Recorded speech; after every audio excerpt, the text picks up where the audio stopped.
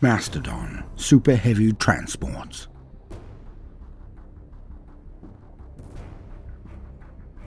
The 7th. The Imperial Fists. They defend well, very well. But we attack well. We know how to bridge. We know how to teach. We know how to eradicate. For we are iron. Iron within, iron without.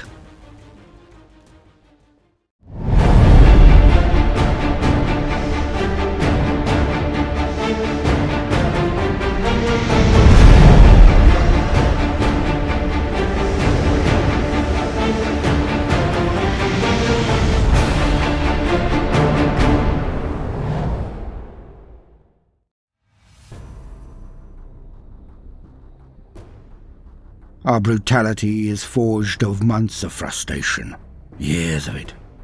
We never quite get rid of it, all in the burning, the killing at the end of a siege. But what few know is the nicest of things, because they underestimate us. They always underestimate us. I've been at the head of charges before, first through the barricades. Usually in this situation there is a toll, but not from us. We know how this plays out if we act like idiots, like the others do when they get to this point.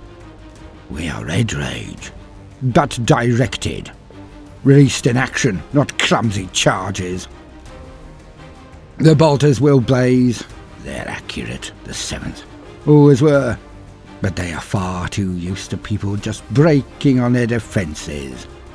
It's rare that they have anyone in amongst them, anyone actually breaching their walls. But then, that was before the party began, the most glorious of butcheries. You see, when this all started, the heresy, we were used to it. I used to think our sire a madman, as did poor Orn, but I never showed it. I accepted it. In this mad universe, what was one more lunatic running the asylum? But oh, how it paid off. He had us kill one another. He snapped, he barked, he punished. But when we went against the mollycoddled Marines or other legions, it told. We were prepared to kill Marines from the start. He, Perturabo, had beaten that into us. So we slaughtered them without flinching. Well, most of us.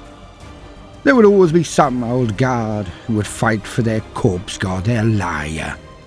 But most of us, we relished it. Not even secretly.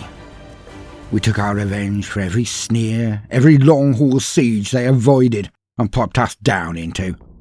And we thrashed them when it got to this stage. We, the Iron Warriors. Oh, they bled us. The horrors as cold as their home of Inuit, the Praetorians' men. But when we got in, the tables turned. We were iron, iron within, iron without. I am a captain, but rising fast. Plenty of dead men's shoes to fill these days. But I can't get enough of this. Not this. I am so glad, elated even, one might say, at the thought of being party to this all. Now some do it for a demon or a god. Some do it for revenge against a lying king. Others to bring freedom to the universe, whatever that is.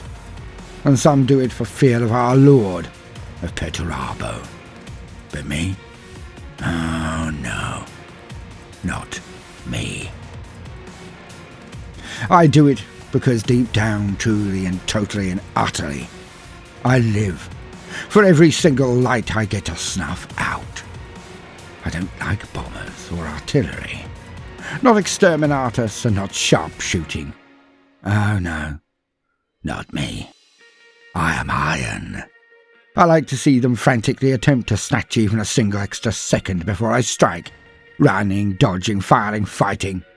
All the while they are backing off, going where I send them, until I have them pinned. I like to watch the light blazing in their eyes at the last, out of fear, out of anger, out of hate, that especially. But I like to watch it dim, or even just snap out, with a flick of my wrist, or an overhead swing of my maul. I like the way the blood sizzles on its field. I like the small fun jarring down the head of it, along the shaft, then down my arm and up into my shoulder. I sometimes shake my head to allow it to flow one last hop. One last shudder as it happens, as I end another being. The wet sound as I pull it out of their crumpled cranium, or punctured and flattened breastplates. Ah, my maul hits warplates like lightning and thunder. Rarely does it need to strike twice. The red mist that covers my senses, I can almost feel my body shuddering at the prospect of it all. But I do not. I am iron, but yet I am excited. I will not lie. We eat the ground between our lines and their walls, steady, but hardly slow. A bank of smoke has been put up. Chaff and other countermeasures fired at them perpetually. Dated gin released. They don't know what to expect until we are halfway there. I grin inside my helm. Too late. Too late, yellow boys. Because we have void shielding.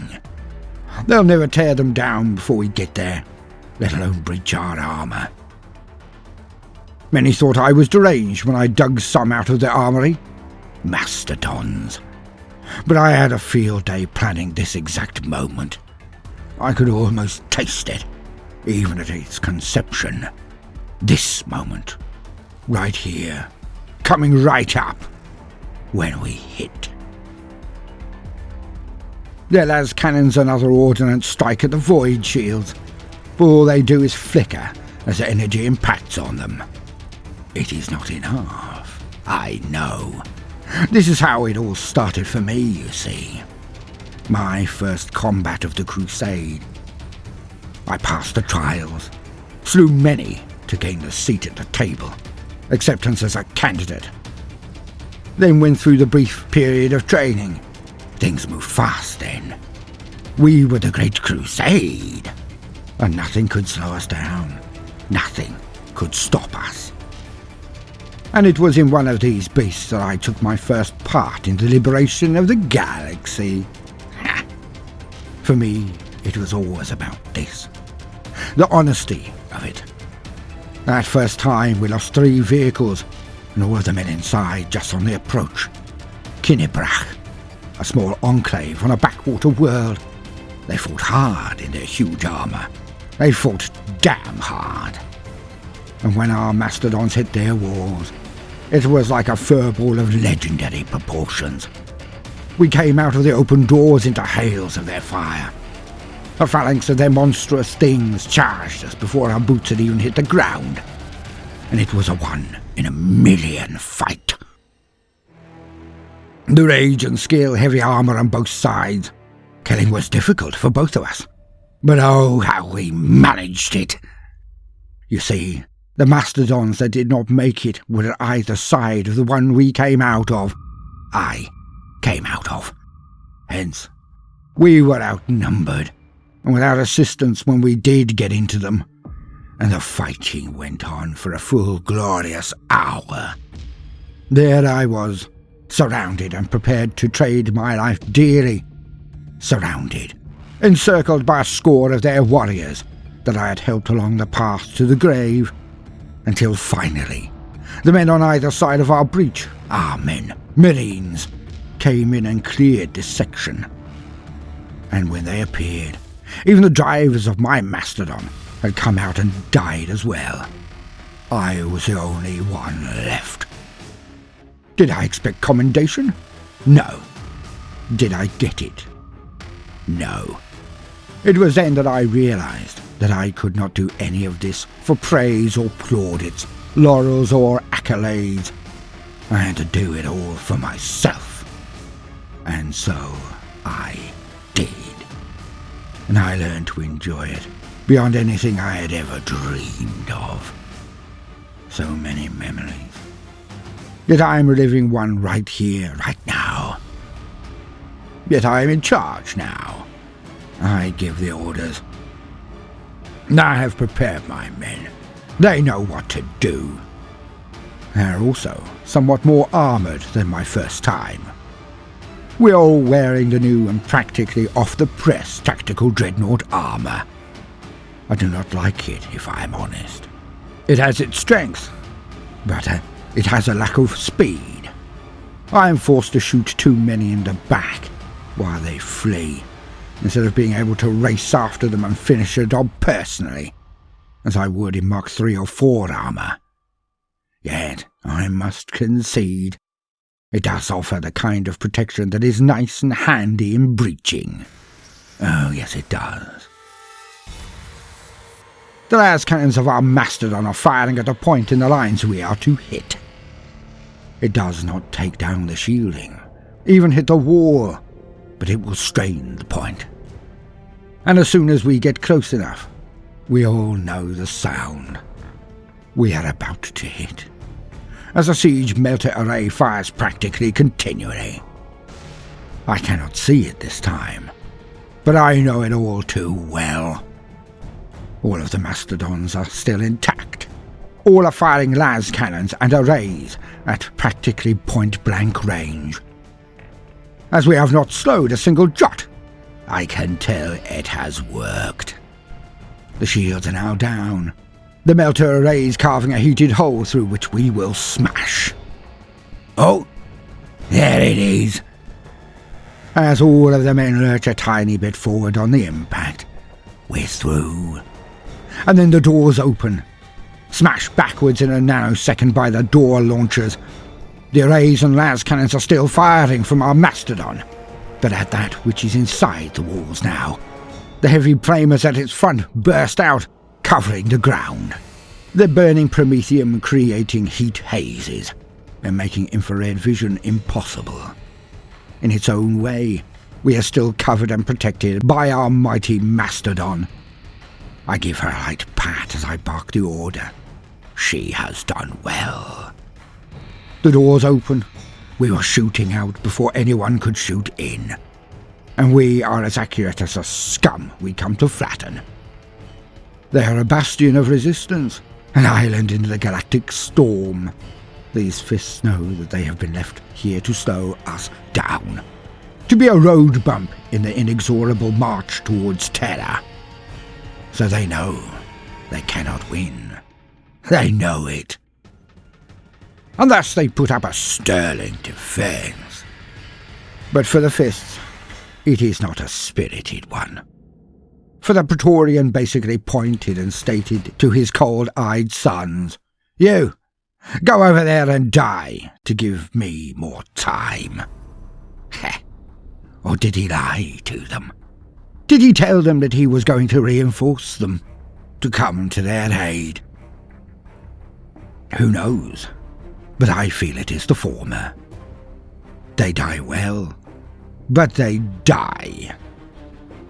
I have 2 actual dreadnoughts at the front of the push, of course. Men who have allowed themselves to be slain once can be slain again. That is my opinion anyway.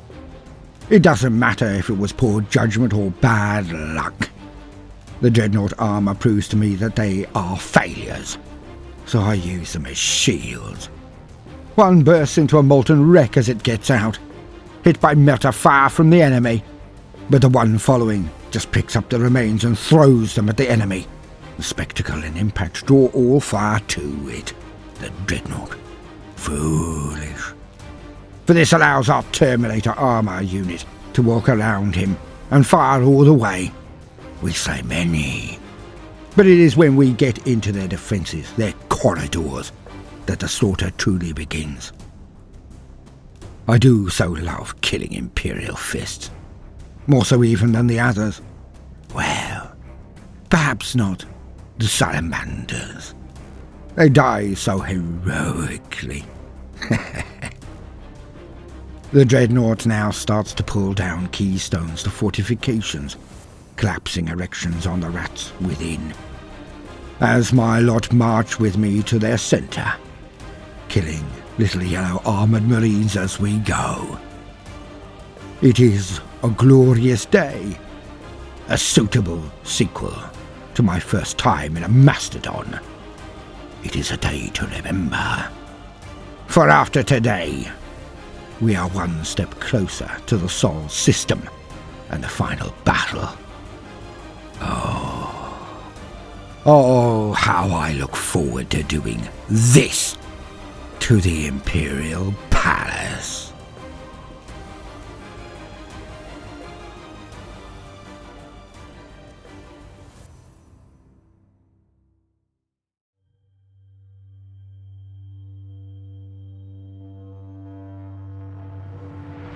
Welcome, gentle listener. I am Baldermort, your faithful servant, and I wish to introduce you to the factions, forces, and units of the Warhammer 40k setting, the grim darkness of the far future, where there is no time for peace. There is only time for war. And today, we shall be discussing one of the largest transports that the Emperor commands. In fact, it may very well be the largest of the land transports of the Space Marines. Equivalent in size to an Astartes, if not even larger. This huge delivery system is able to bring an army in miniature into the very heart of the thickest fighting. I have to admit that it does look mighty tasty. Just speaking of the model itself, perhaps I shall get one if the gods smile upon the channel. But it is not a decision to be taken lightly. For the Mastodon is a beast in the lore, but also as a project unto itself. Something that may well eat an entire quarter of hobby time. But, the results when it is done. Glorious. Now, gushing aside, this vehicle is a rarity in the grim darkness of the far future of the 41st millennium, or 42nd, depending on your perspective. But some still exist in the back reaches of chapter armories. They are a thing of days gone by, and their heyday did not last long. But let us now get into the meat and to veg of the matter. And so, as usual, for the very basics, let us lean on existing wisdom. To quote, the Mastodon Heavy Assault Transport, or simply the Mastodon, is a super heavy assault transport that was utilized by the Legiones Astartes during the Great Crusade and Horus Heresy era. The Mastodon was one of the heaviest assault transports ever used by the Space Marine Legions, and was reserved for use against only the most heavily fortified of enemy positions. At several times the size of a Land Raider, the Mastodon was a truly formidable war machine, capable of ferrying up to 40 Space Marines, or 20 Astartes and 2 dreadnoughts, through the most perilous of battlefields and protecting them from the most powerful of enemy weapons, including Titans. Although Mastodons were used by nearly every legion, they were used sparingly during the later Great Crusade. This was because deploying them was a major operation unto itself, as they were used during long, protracted siege operations, where one or more entire legions had amassed to destroy a foe that no other was capable of engaging. As the Horus Heresy ground ever onward, the Mastodon saw an increase in its deployment rate, as both sides of the conflict committed every last weapon and vehicle to utterly destroy their hated foe. The primary combat role of the Mastodon was the safe delivery of its Astartes passengers directly into the enemy defences, and usually used to breach fortified walls or structures, using its formidable firing siege melter array and heavily armoured prow. The Mastodon's forward siege melter array could create a breach through even the thickest of enemy walls. Few fortifications could withstand this fearsome weapon. Once the Mastodon creates a breach, powerful interior servos fire the assault doors open, smashing aside debris and unfortunate enemies, and allowing the Space Marines within to press directly into the heart of the enemy's position. Once the Space Marines begin to cross through the breach, the rear ramp lowers, allowing more squads to funnel through the Mastodon and into the enemy stronghold, all the while being protected by the Mastodon's heavy armour and weaponry, as the vehicle itself acts as an armoured breach tunnel. Construction. The Mastodon is designed as the ultimate siege transport, carrying a large group of infantry straight up into the enemy's walls, breaching said walls, and protecting the infantry as they pour through the vehicle and into the interior of the enemy fortress or stronghold. The interior and exterior of the Mastodon is heavily armoured, with the shell acting as the interior tunnel portion of the vehicle and armoured ceramite plating protecting the exterior from enemy fire. The interior is subdivided into different sections, with armoured bulkheads that protect the different areas from fire and damage, opening to allow infantry to progress through. The vehicle's upper deck is where the drive and crew are stationed, with hatches and portholes allowing officers to direct the battle around them. The entire vehicle can be sealed closed in case the enemy makes use of chemical or viral weaponry. The reinforced interior shell and thick exterior armour can protect the vehicle so well that even when suffering from catastrophic damage, the vehicle may simply be reduced to a nearly indestructible wreck of twisted metal, acting as a small bunker that can protect those who need shelter from the storm of battle outside. Armament. The Mastodon was as heavily armed as it was armoured. With a wide range of weapons and technology, it was fully capable of defending itself and its cargo from attack. The most important weapon of the Mastodon was its fixed, forward-firing siege melter array, an array of 9 melter weapons that was used to burn through enemy walls and fortifications. The secondary weapons of the Mastodon include a turret-mounted Sky Reaper battery for protection from enemy flyers, 2 sponsor-mounted heavy flamers, and 2 sponsor-mounted las cannons. The Mastodon commonly comes outfitted with smoke launchers, a searchlight, and armoured ceramite plating, and can also be equipped with up to 4 hunter-killer missile launchers. The Mastodon can be used as a command tank, and its Sky Reaper battery can be completely replaced with a command Vox relay system. The Mastodon is also equipped with 2 void shield generators, providing even more protection from enemy fire. End quote.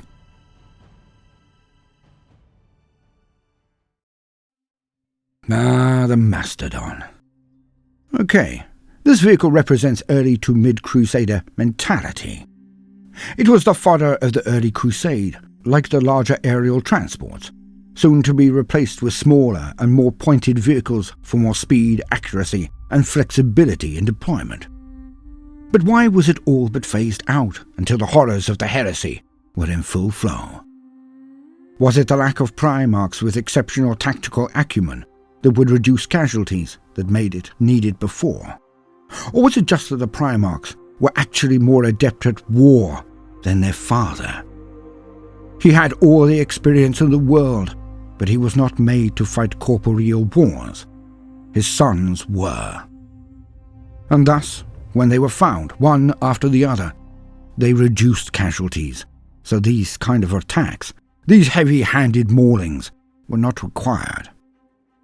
The heavy pattern is designed to protect the men on their way into hard points, bad segments to assail, because void shielding is not cheap, nor was it plentiful, even during the Crusade. So the need for speed made these beasts relegated to a secondary and then tertiary consideration, as far as memory recalls. But Horus Heresy buffs, please weigh in if you have more details. Put them in the comments. But let us crack on. Speed became far more important than defensive power or armour as the Crusade progressed and tactics developed. For the Primarchs used the Marines in very advanced ways.